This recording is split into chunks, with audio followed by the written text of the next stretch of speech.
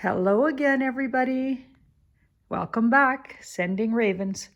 So we're going to call this number 16B or 2. Yeah, something like that. So this is just finishing up here with the suit of swords. And this is our court cards. So there's always 4 court cards with every suit. And remember what swords mean: thoughts and words, and taking action on your thoughts and words. So your mental process. And don't forget, all court cards have a way you can read them that's about where are you in a process. So stages of things, right? So I'll just remind you, and this is probably repetitive to a lot of people, but if you were wondering about what stage you were at in something, like a learning, or how well you're accomplished or someone's accomplished in something, and you get a page, you're at the very beginning and a bit of a novice. This card is more of a student in the art of something, right? So you're gathering information, getting out in the field, figuring out how you're going to study it, looking for your teacher. This is just thinking about it and wondering about it and being interested. Your interest is peaked here. Now you actually take action. You find out what courses you study. You learn, you chase the knowledge. She is actually, journeyman. Yeah, the word journeyman comes to mind. So she's doing the work. So now she's studied already. So she had this idea. She pursued the knowledge. Now she's actually in the field and working, right? She maybe have been doing it for some time, but she wouldn't be quite a veteran yet. And then here's your veteran card. So now you're a veteran at and or accomplished or an established, whatever it was that you set out to do, writer or journalist or public speaker, counselor, counseling others, lawyer. You could be very accomplished. You could be a judge or have the potential to become a judge. You've got so much under your belt. Like whatever it is you're educating yourself or thought to educate yourself in, you've gone all the way and could even be known in it by now. So you've been doing it for years by the time you get this card. So you are accomplished at it. You are, a veteran of, but she's a journeyman. This would be the student, and this would be the novice. You're just starting out. You're just thinking about it. So if the cards come and they're not talking about an actual person, they could be, think about it in terms of degrees of something. Okay, right? So that's another way you can use the court cards. They can be about degrees of things. Now, if these cards come up, depending on which one, of course, but lots of swords come up in a reading, and in particular the court cards, they may be talking about professions. I mean, it depends on what the question was, but they'll often come up describing someone who has writing ability, public speaking ability, anything that uses your voice, and that could be literally your voice. Singers, people that study music. Or they could be talking about your voice in the world. So writers, bloggers, people that like to give their opinion, voice vloggers, people that like to film themselves doing things, YouTubers. Nowadays, that can mean all kinds of things, right? Let's start with the page. Oh, and don't forget, let's go over the age groups. Yeah, let's do that. Now, age groups, in case you missed the other suits, the other court card suits, you might have missed that, or you might have forgot that age group wise, this would be an infant or the idea of a child coming all the way to 12 years old. Okay, and this would be like a youth, like, or even a teenager, but 12 onwards.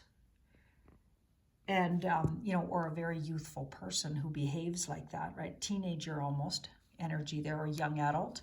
Now she is more like a young woman. So 12 up to like death. I'll explain that in a minute. And this he'd be about 30 to death, right? Now, these were done a long time ago, and lots of people are chiming in about when they were. I'm talking about the original. When I say they were done in the 1400s, I'm talking about the original tarot deck that these were drawn from or based on. Okay, so the original deck was a French deck. Forget exactly, or I can't say exactly how to say it. Les Mesmer, oh, I can't remember. I'm sure people will chime in with that, and that's great. I don't remember exactly how to say it, but it was a French deck that these are derived from, that apparently were done in the 1400s. So these were a lot more current.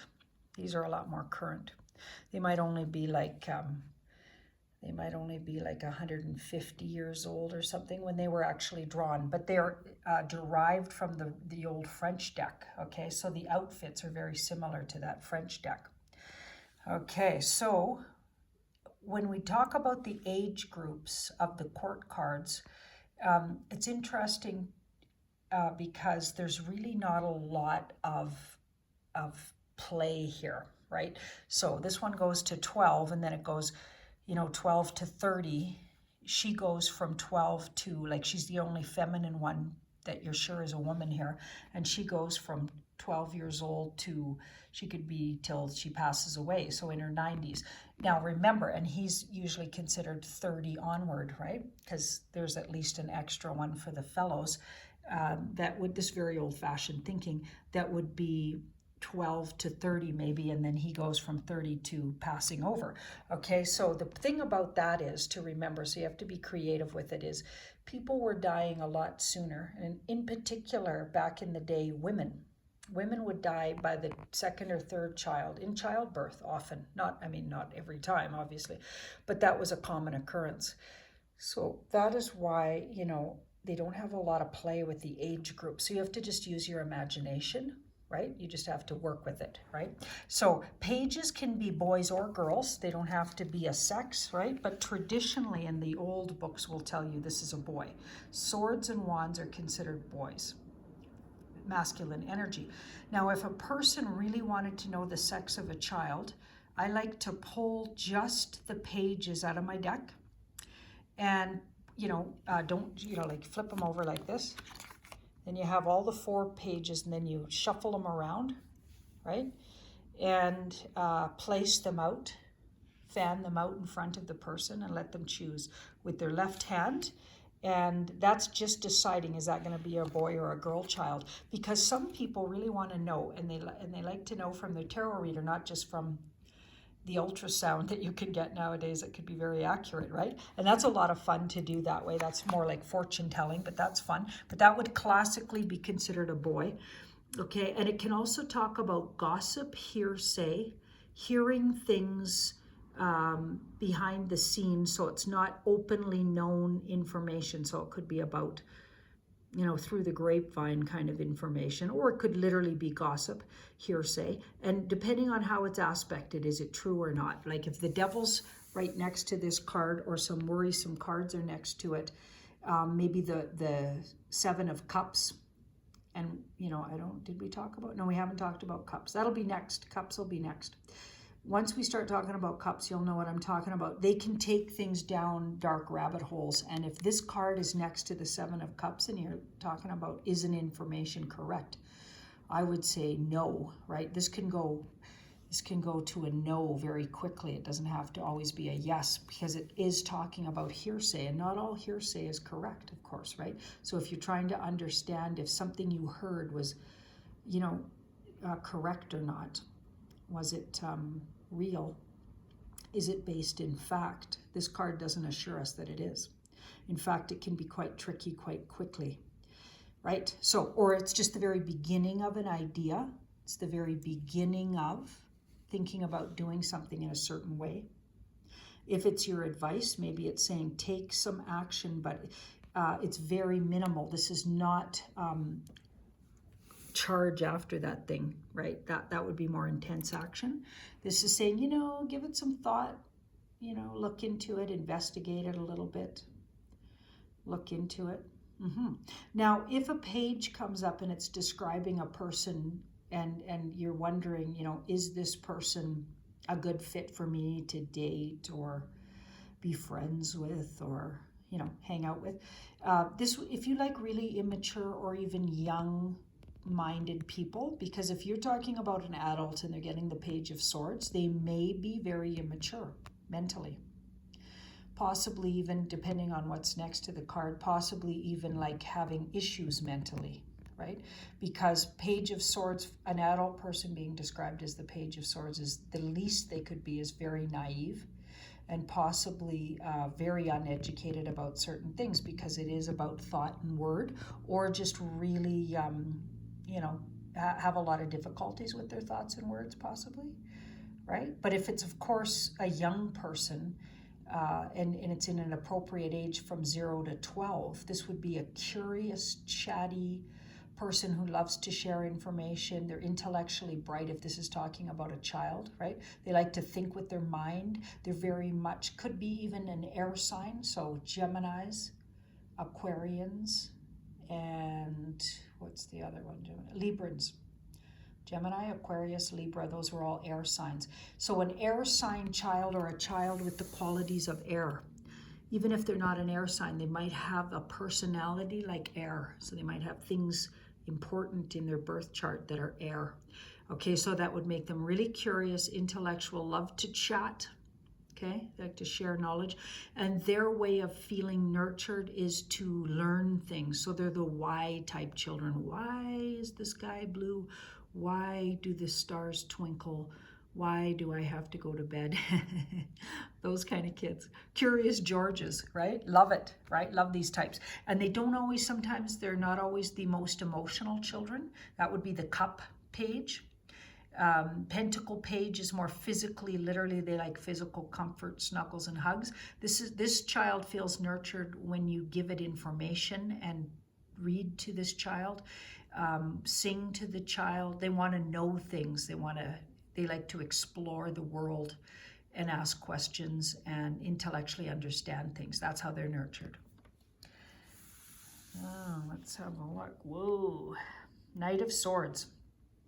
This is a very intense and passionate knight. As you can see, everything's in movement in the entire drawing, right? Even the clouds look like they're moving really fast. And the wind, there's a wind with those trees bending in the wind. Okay, so this is a very, very focused energy. So mentally very focused and driven, and maybe has a very direct idea about something, and they're going after a thought, word, they're pursuing knowledge, or just really intent on, telling you something or sharing something with you. Okay, that would be at best. At best, they're passionate, intense, and focused. At worst, they're verbally abusive, mean, verbally could be difficult, mean. They could even be violent. They can be warring. Now, Guy reminds me that swords can talk about things like armies and government agents of the government, spy, people that involve themselves in the FBI or the CIA and things like that. So it's important to add that, right? Because if you're asking about, am I in danger and who am I in danger from, and these kind of cards come up, it could actually be talking about people that are, in the underworld of, that you could be being spied on, you could be being looked in on by various different agents, that somebody's hired, or who is doing some kind of government work, spying on you possibly, or some authority has sent them to look into what you're up to, things like that. So I'll add that to this as well. I don't always look at the swords that way, but Guy's reminded me on several occasions to do that, especially with the kind of questions we ask on Tarot by Janine, so it makes sense. I'm more psychological, working with clients that want to know about their careers, their love lives. And I don't always talk about world events with my clients, so I forgot that, that's a big component of the swords. It can be about all kinds of army and navy and spies and agents and things like that. So keep that in mind. But if this was the case, then this one would be quite dangerous, intent driven, and really after some kind of information, right? And if this is somebody you're planning on dating, if you're okay with, you have to look around, is that badly aspected? Because that could be someone who's verbally abusive, really intense, passionate, could turn into a stalker even. I mean, unless it's really well aspected, in which case they would be just intense and passionate. You might like that, right? Somebody who likes to rant, though, maybe a little bit of ranting. And I'm definitely a ranter. You've probably noticed that with my little rants I always give about this and that, right? Yeah, so and not everybody likes ranters, like really intense, passionate people that have a big opinion about something. But to be honest, I appreciate a good rant, and I let people rant. I mean, if it goes too far and it sounds like that's all they do, I'm gonna mention it to them. But every once in a while, people just need to rant and let them to it. Yeah, I don't take it personally. Whatever. Okay, you want to rant about it? Great. You know what I mean? I'm not afraid of people's passion and energy because I'm hugely intense myself. Like, not everybody always assumes that about me, but I'm a total ranter if you get me going. Okay, what do we got here? Queen of Swords. Now she's pretty cool, and I will talk a little bit about her symbology, okay? So she's got this butterfly in her, what looks like a cement almost throne here, right? So she's very sturdy, not like that, like remember how the Empress sits on cushions? The Queen is sitting on what looks like a marble throne, right? It's carved out of something like stone or marble. Well, I guess marble is stone. And she's got this little child, so her childlike self is frozen in this marble, right? So she doesn't always access her childlike innocent self, right? She's not innocent so much anymore in that she knows too many things. She might have even had some difficult or learned things the hard way because she has huge boundaries, which is important. In many situations we need them, right? She's got huge boundaries. She wields a big sword and she's like, I got boundaries and you're gonna have to deal with, my thought before you get to, like, nobody's touching her heart unless they come through her sword over here, right? So she can be the, excuse the term, the biatch of the deck, right? So if she's badly aspected, she can be a very difficult, nasty, verbally abusive woman. She can have so many boundaries that there's no getting through to her. She can be very hard on. If it's coming up as your own self, you could be being too hard on yourself. Maybe you're verbally, mentally abusing others or yourself. She can be a very difficult boss, somebody who's hard to please, or partner, somebody who's hard to please. She can also be quite, what's that word? When nothing suits her and nothing pleases her. So you got to be careful with her, right? Okay, now she would be, so see the bird flying here? So they say, through her learning boundaries, she sets herself free. Okay, so she's had such hardships that she's learned sometimes the only way out of it is to become really, really good boundaries, right? And that's very important sometimes, right? Boundaries are huge. So sometimes she'll come up for my clients as this is their advice. They need to work on their personal boundaries. They need to create space between themselves and stop people from coming too close to them. They're protective. She's self-protective. And that's very important. And lots of women don't have enough self-protection, or they learn the hard way how to be, have those boundaries, right? So they get taken advantage of before they actually learn, okay, I got to have some boundaries. Self-preservation. But she can also take it too far, and now she's so many boundaries that she forgets sometimes if it comes up as your challenge. You might have forgot to take down the sword, and now you're impossible to approach, and nobody's coming near you because you got that resting biatch face going on. You know what I'm saying? And you're unapproachable. So of course you can take that too far, and she can be very difficult. And most certainly to her own self. Like if you get this and it's in a very personal place in a reading, it's likely saying you're being really, really hard on maybe not just others, but yourself. Yeah, so you got to be careful with her. So is she your advice? Do you need to be more like her, or do you need to chill out and stop being so much like her? Okay, let's look at this guy. Now he's really smart, right? So we got to really, so don't forget some of the words with swords are intelligence, intellect, verbal communication. They usually like to communicate their ideas. They're not always super touchy-feely people, right? Because we're not talking cups here. We're not talking pentacles. We're talking swords. So thoughts and words are really important to these people. Their love language may be, you know, their thoughts and words, and not necessarily physical touch or emotional feelings, right? So when you look into what somebody going to be like to date, or what somebody going to be like to be friends with her as a boss, you know, you got to understand how to read these swords, right? They're more in their intellect, so they try to be fair. They like to talk things over, right? So those are some of the ways they handle things. They handle things intellectually first. Okay, so it's good to know these things so you know how to handle people, right? Sometimes you'll ask a question like, how do I be in this interview? And this card might come. So this card's the authority on something because it's a king, so he's an authority. So use your authority in the interview, but at the same time, he's got, notice how his sword's a little bit on a slant? So he also has a tiny bit of a sense of humor, this guy, interestingly enough. And he also leaves room, that's why the sword's not directly up and down, he leaves room for other people's input. So even though he knows a lot, he doesn't assume he knows everything, and he allows you to have input. Whereas the Queen of Swords' sword is straight up and down. She's more about, this is the way it is, okay, and this is exactly how it's going to be.